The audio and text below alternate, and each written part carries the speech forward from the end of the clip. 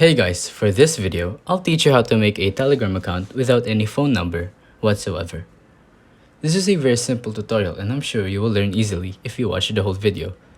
There's actually no way to make a Telegram account without a phone number, but I have a simple solution when finding a number. All you have to do is open the App Store.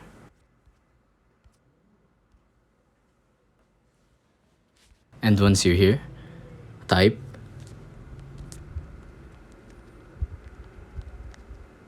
Temp Number app in the App Store.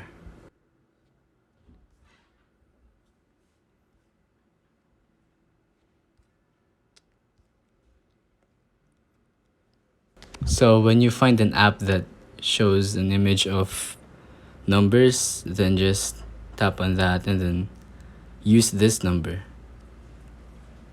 And then, as you can see from the photos, there are numbers written there, so just take those and then type it in the Telegram app. It's that simple. If you think this video was helpful, please consider liking, subscribing, and hitting the notification bell. If you have any questions, feel free to comment down below.